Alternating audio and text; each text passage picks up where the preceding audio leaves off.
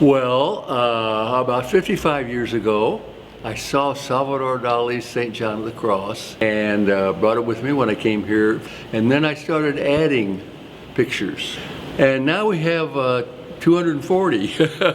As far as I know, it's the largest collection, physical collection, and in one gallery of images of Jesus in the world. Here's Salvador Dali, who tries to portray a mystical Jesus.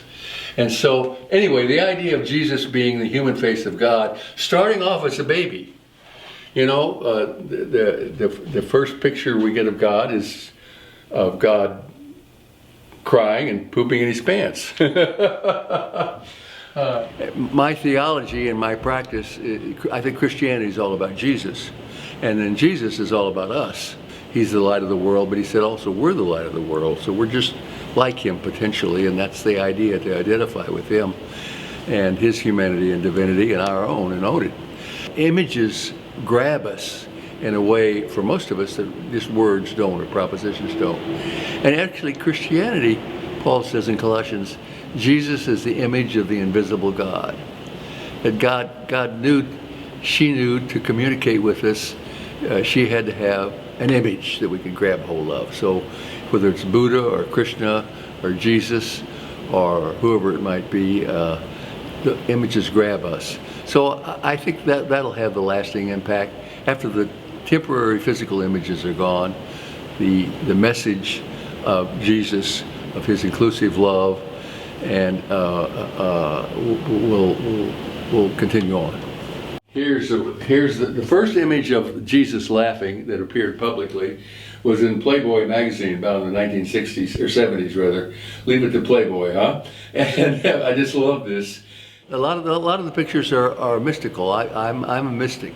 I think Jesus was a mystic. I think that's where it's at. One of my favorites is over here in the corner, called Evolution by my friend Lucy Sink. And it pictures, the people in Kansas hate this one. It pictures God using androgynous figure, using the process of evolution to create us. Evolution is the how. Behind evolution is that creative impulse that we call God. I just love that. Just love it. One of my friends, who's an artist, did this. And the sign over the crucifixion is of Jesus, instead of King of the Jews, she has faggot.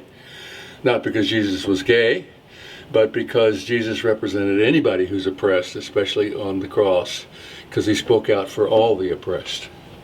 The people here will have long forgotten my sermons, but they're still looking at my pictures, because they're going to remember the pictures, and they're going to remember the pictures of the black Jesus, because Jesus, the historical Jesus, looked more like an African American than a white American. And they're going to remember the pictures of the Native American Jesus and of the female Jesus. It's interesting, you know, Jesus was non-duality in sandals. He saw the world as one, not two. But some things are temporary and some things are eternal. And so this body is temporary, but this spirit and your spirit's eternal. So these pictures are someday going to crumble. But what's eternal to me is the message behind the pictures, that we are both fully divine and fully human.